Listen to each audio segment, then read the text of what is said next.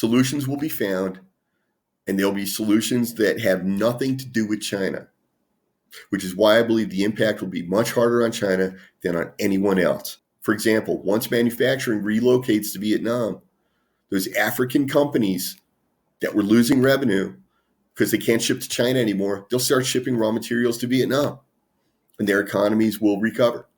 And it may not be at the same level as before, because remember that part of the reason why we were manufacturing in China was to service the local market.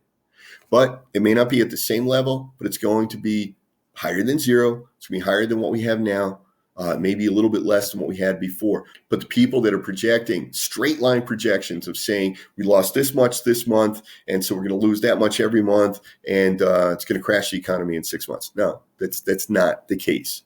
We will relocate. Manufacturing will relocate to Vietnam, and they'll still buy the raw materials from Africa or whoever it was that was in that supply chain will still be in the supply chain. India, Taiwan, all the countries that were in that supply chain will just shift, and they will now be supplying manufacturing in other countries and maybe in their own countries. And in the end, there may also be cost savings that wind up making up for the loss in sales in China. So, for example, if there's a supply chain that runs through India and then they manufacture in India, maybe saving on shipping costs is going to make a difference. Same thing in Vietnam. Maybe it's cheaper to ship from other supply chain countries in Southeast Asia to Vietnam, and then shipping or exporting from Vietnam to the United States becomes cheaper because of the difference in the tariffs. And so in the end, maybe you had a 10% loss in your total sales, but you made it up in savings and cost. We don't know. There's a lot of things that have to be ironed out, but I'm saying conceptually, this is what will happen. And then we'll work out the details later. The next question people have been asking me is, could this be the end of the bull market? And they ask this like they're terrified.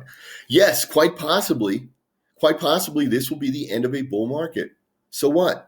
Bull markets come, they end, and then they come back, and it's just normal. These are the cycles of business. This is the cycle of the market.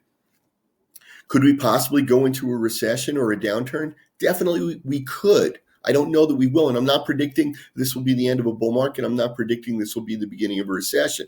I'm saying it is possible, but we're due. Do you realize that we just completed the first decade in U.S. history without a recession? We've not had a recession in 10 years. And that is remarkable. So could we have a recession now? We could, definitely. Again, it's a problem. It's a hiccup. We'll deal with it. We'll get through it. It's not going to crash the U.S. economy. It's not going to crash the global economy. We will survive this one. Remember that China's economy depends on hosting foreign manufacturing businesses. And if they leave, China cannot replace that income. We, on the other hand, are not dependent on manufacturing in China. We can manufacture somewhere else.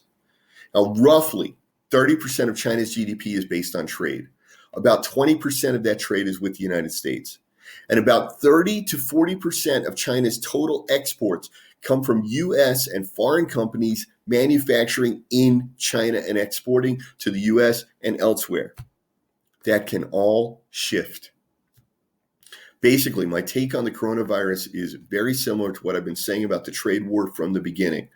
The seller is dependent on the buyer. The buyer is not dependent on the seller. Because if there is a buyer, the seller will come, right? This is called the invisible hand. My students had an exam on this week. Yeah. It means that if there is a buyer and they have money in their pockets and they want to buy, somebody will sell to them. So this means that if the U.S. still wants to import things, or if the U.S. still wants to consume things, which I would assume we do, somebody, whether it's Vietnam, it's Mexico, it's India, Taiwan, regardless, someone will step up and manufacture and sell to us. Or U.S. companies, of course, will relocate to these other places and sell to us. So finally, the other reason that I keep hearing people say that the coronavirus economic fallout will topple the U.S. economy is because our debt is too high. Now, I agree with you that the U.S. public debt is very, very, very high. Okay, I don't know what too high means. We'd have to quantify what should it be. And right now we're talking about whether or not U.S. manufacturing, foreign supply lines could shift out of China to relocate in other countries and continue operating. So my question is U.S. debt too high to shift our manufacturing out of China and go to Vietnam or Burma or India or Taiwan? Do they have requirements that they only allow certain countries to manufacture there, that only have certain levels of debt? I don't understand the connection between U.S. debt level is high and we can't relocate our manufacturing to another country. That makes no sense. But if we go the other way, China's public debt stands at more than 300% of GDP. Non-performing loans are at a record high. Beijing is ordering local governments to do bond issues. In fact, before the coronavirus even started, Beijing had ordered local governments to do the largest bond issue that's ever been done in human history to stimulate the economy because of the trade war. Now we got the coronavirus, which is hurting the Chinese economy even more, and China government is ordering local governments to create even more debt. And they're creating debt while they're not working, which is the same as an unemployed person going out and spending on credit cards. So under the best of circumstances, China is dependent on the exports of foreign companies manufacturing in China.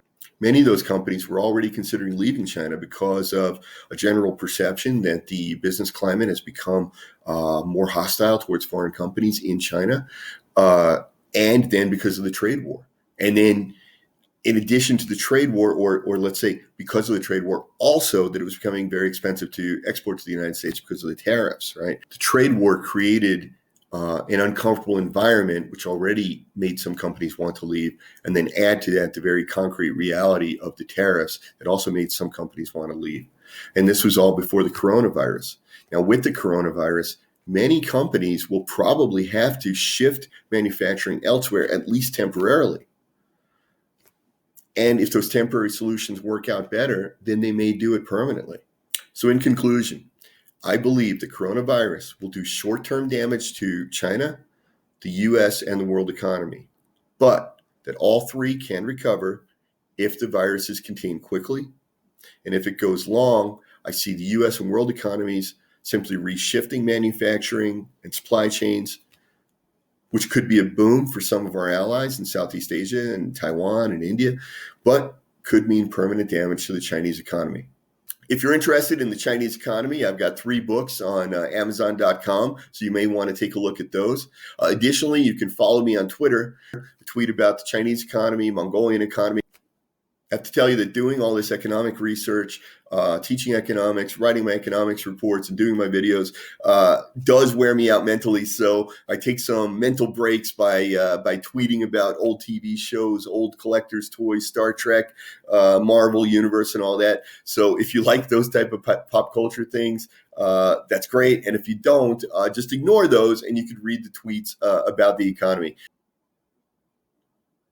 So you can follow me on Twitter. I'm the Brooklyn Monk, and you can get my books on Amazon.com. Well, that's it for this episode of China Economic Research. I am Dr. Antonio Graceffo, coming to you from Ulaanbaatar, Mongolia. Remember, keep reading, keep yourself informed, stay well, stay healthy. I'll see you next time.